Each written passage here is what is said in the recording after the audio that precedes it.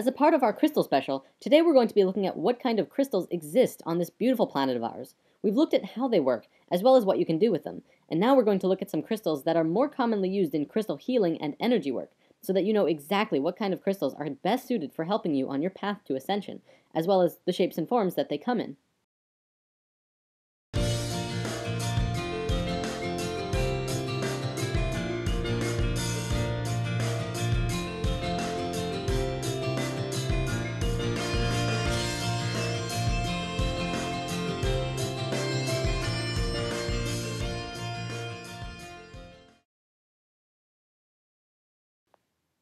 Crystal fun fact for the day, almost all crystals grow in hexagons, which we know from sacred geometry is a very pure form that comes out of the flower of life.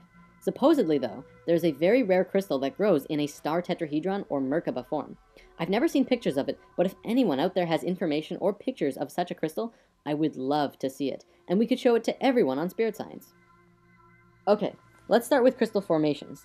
When a crystal grows on a base called a matrix, it forms what is called a crystal cluster.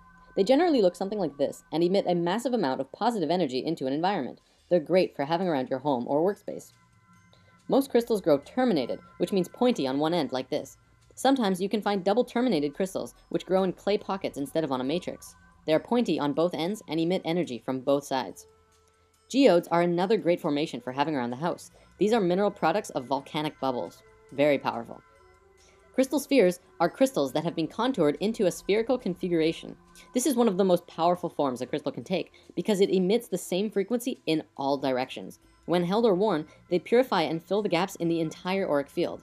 If you have a larger one, you can gaze into the crystal to help with the evaluation of a present situation or circumstance. If you've ever wondered where the legends about psychics with crystal balls came from, it actually has some substance behind it. Crystal eggs are similar to spheres, but are in an egg shape. These are great for meditation and used in reflexology, zone therapy, acupuncture, and shiatsu. It contains a harmonic balance of male and female energies. Crystal singing bowls are a crystal that has been fashioned into a bowl. You play it by moving a mallet around the outer edge, and it creates an absolutely beautiful sound. If you haven't ever heard one of these before, you have to hear it in person. The sound resonates through your entire body at so many frequencies at once. It's amazing. Palm crystals are wide, oval-shaped pieces, which are great for meditation. You can get crystal pendulums, which are dowsing tools for following your intuition. The basic idea is that you hold it in your left hand and ask yourself a question, and allow the pendulum to swing.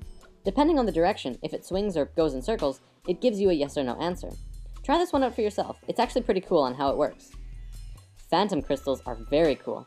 These are crystals that grow over top of other crystals. So what you get is a crystal with an amazing crystal phantom in the middle. They're very beautiful, very powerful, and supposedly great for working with past life memories in meditation. A tumblestone is another word for what I call pocket stones. It's a piece of raw crystal that has been tumbled in a metal canister until it's nice and smooth, and feels like a pebble. Great for pockets and pillows. Wands are solid pieces that have been carved or smoothed into a wand shape, and sometimes have metal, wood, or other materials attached to it to design the wand. Wands are excellent for directing energy and healing work or making crystal grids. Okay, now let's look at some crystals themselves. We'll go over the basics and also note that I'm providing a PDF of all of this crystal information so that you can print it out and keep it in your wallet so that you can have a handy, quick reference guide to crystals whenever you're out and about. I can't tell you how handy it is to have when you walk into a store like this. Agate is known as the strength stone. Courage and strength for body and mind. Facilitates perceptiveness and precision. Is grounding and energetic. Balances the yin and yang energies within the body. Aquamarine provides emotional and intellectual stability and clarity of the mind, aids with self-expression, calms nerves, dispels intolerance, and helps banish fears and phobias. Amazonite aligns and balances the mental and etheric bodies, calms nerves, aids creative expression, and cuts through illusion, brings joy, clarity, and an understanding of universal love. Rose quartz is the stone of love. It balances, heals, and rejuvenates the emotions, cools hot tempers, clears stored anger, guilt, and jealousy, and encourages compassion and harmony. Calcite facilitates an awareness and understanding of nature, aids in the remembering of astral travel experiences, and alleviates fear. Carnelian aids concentration and memory, stimulates the inquisitiveness and dispels apathy, enhances attunement with the inner self. Lapis lazuli enhances awareness and intellect and enhances psychic abilities, helps overcome depression, aids creativeness and protection. Smoky quartz dispels negativity and releases emotional blocks, provides grounding and protects, as well as enhances channeling power. Clear quartz is the spirit battery, excellent for meditation, amplifies energy and thought, as well as dispels negativity, aids communication with every dimension. Amethyst is the peace stone, ideal for meditation and enhancing psychic abilities, a great calming influence, very protective and inspirational, radiates with divine love. Malachite aids intuitiveness and transformation, balances, clarifies the emotions, and clears the subconscious blocks and reduces stress. Sunstone dissolves negativity while grounding your root chakra and providing the energy of the sun in the palm of your hand, enhances the masculine nature, and is great for working on projects.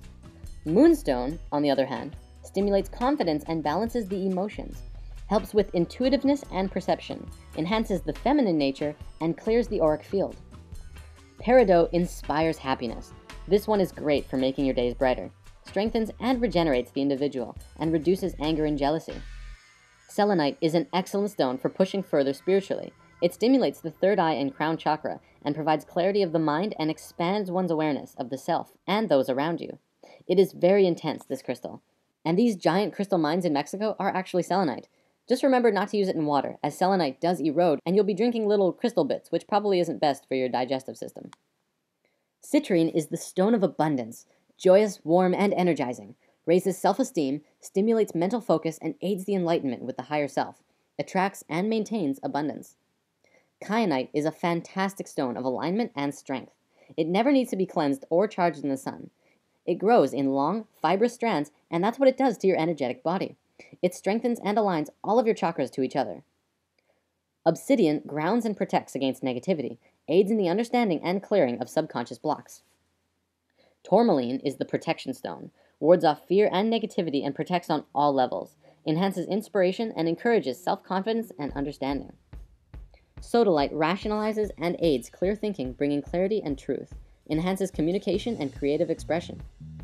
Tiger's Eye brings cheerfulness and optimism, enhances clarity of thought, balances the yin-yang energies, and helps soften stubbornness. Now, what we just looked at were a very basic and simple understanding of all of these crystals. If you really want to dive into each one, there are literally pages and pages of things that you can read about every individual crystal as well. The different properties they have, the energies they hold, the frequencies they emit, and the structure of the crystal themselves, and why it's relevant. There's a lot more that we can go into, and by Googling each one of these crystals yourselves, you can also find tons of more information about these crystals. Well, that about wraps it up for this episode. See you next week, where we shall discuss orgonite and tower busting. On a trip to another dimension, destination total oblivion. Matter returns to where it came from. A new age is now, intention is how. We only see a shadow of what's true. Illusionary ego breakthrough.